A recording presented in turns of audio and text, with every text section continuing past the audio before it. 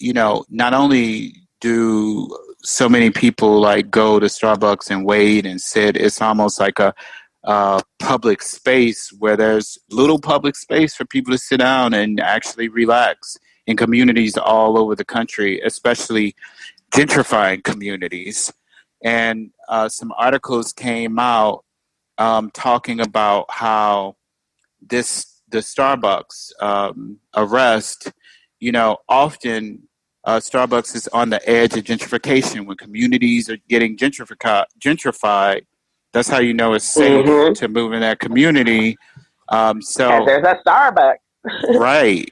So not only that, so it's like they, the two men who were arrested asked, after the apologies from the CEO for Starbucks to support children's programs in Philly.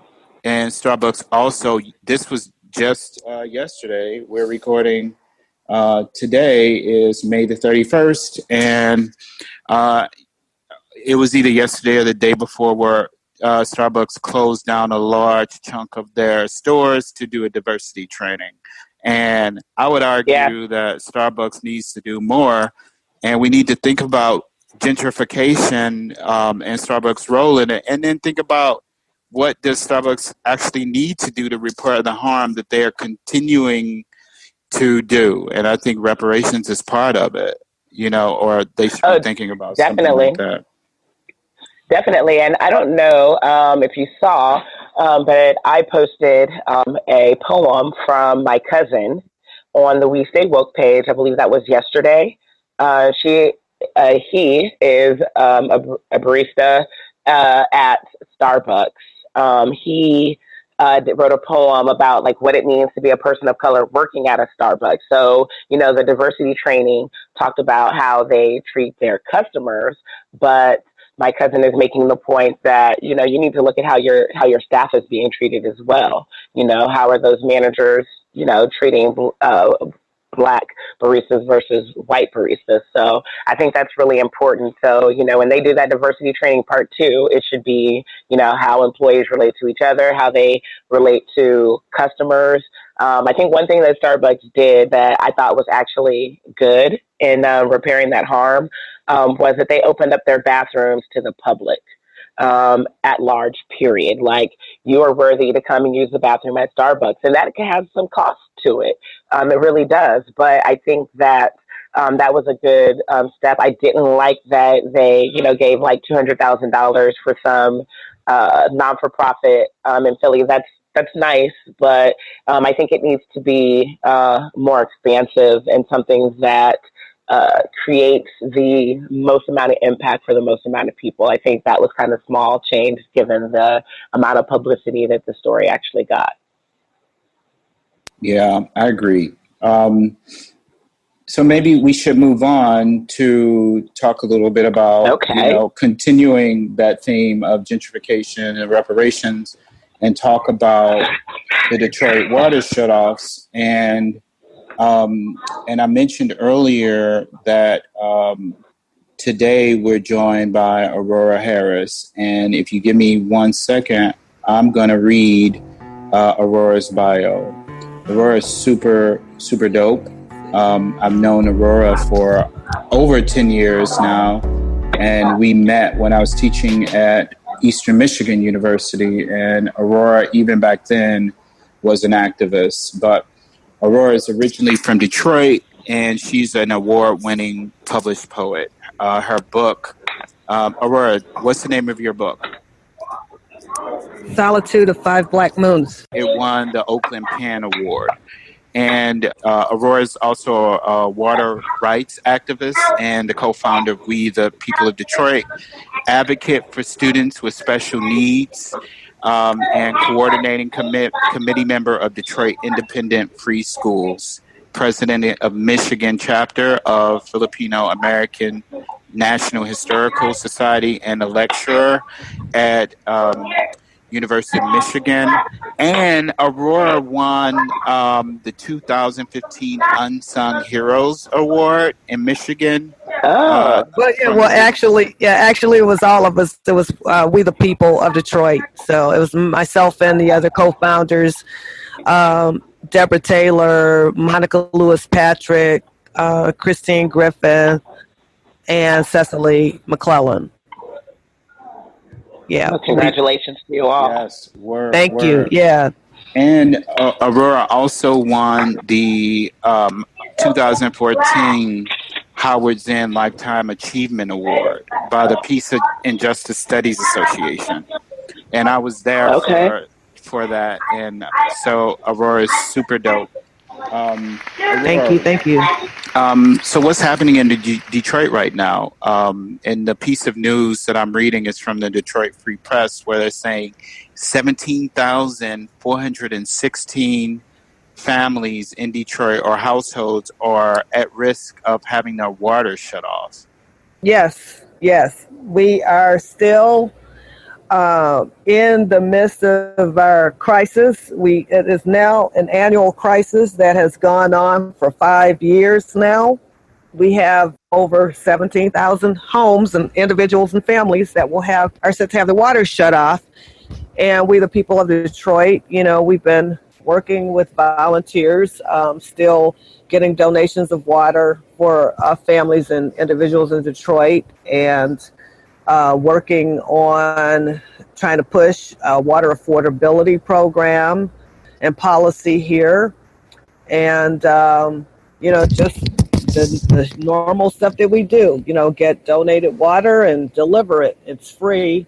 In connection to the water crisis, we now have an outbreak of hepatitis A in the city that is spreading quickly has spread throughout Wayne County and other counties here. We, the people of Detroit, put out a report in conjunction with Henry Ford Hospital System that talked about some of the health issues that come along with not having water, such as soft tissue diseases, dehydration, the spread of hepatitis and things like that. Is this connected at all with the Flint water crisis and the lead in the pipes? This is separate. This is a separate issue. Flint has its own water situation with the poisoning of the water, with the lead actually in the water and the pipes being contaminated. Detroit has the issue of water shut off, where they are shutting off water for people who cannot afford the high rates of water. We have in Detroit been paying 200 times the amount that is charged to the suburbs for water.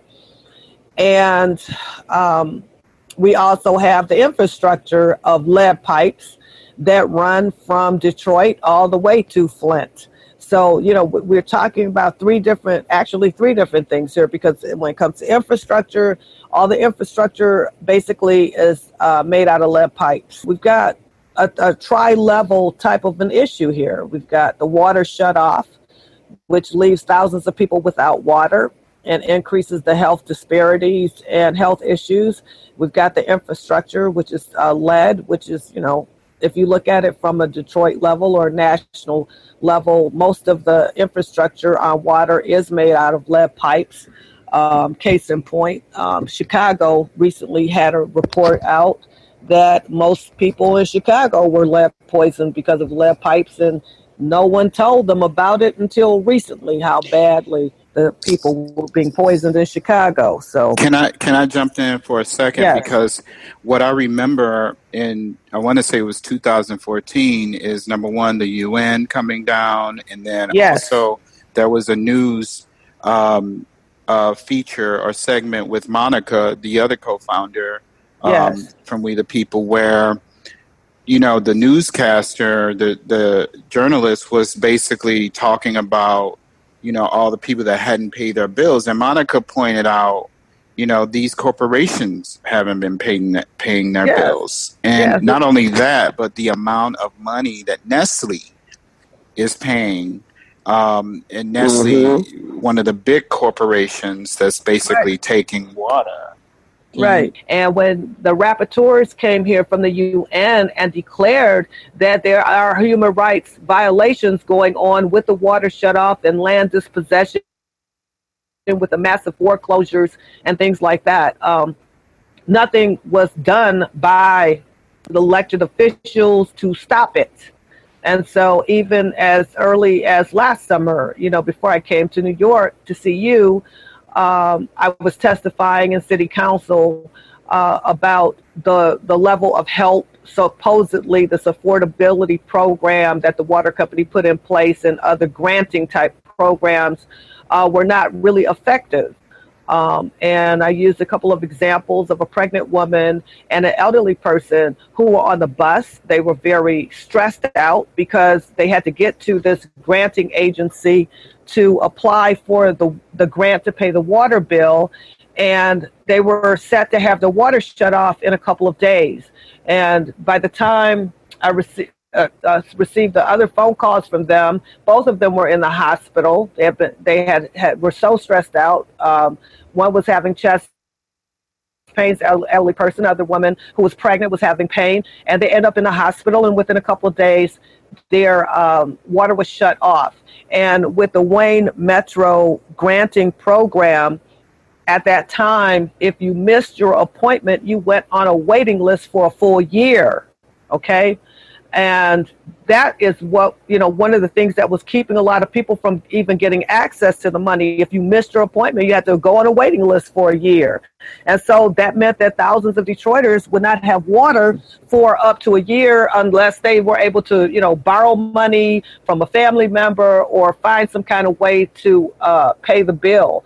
And the way that the so-called affordability program is set up, it was kind of misleading. So if you had a $3,000 water bill, all of a sudden, which was caused by other factors, not just people paying the water bill, you think you're going to go down and pay $300, but which would have been 10% of your bill. If you paid the $300, they still billed you for that month, which kept the bill high.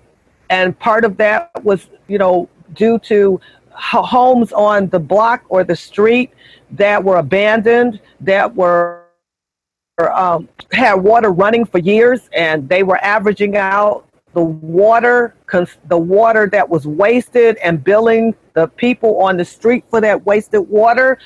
That people have been calling, trying to get the water shut off in those abandoned houses.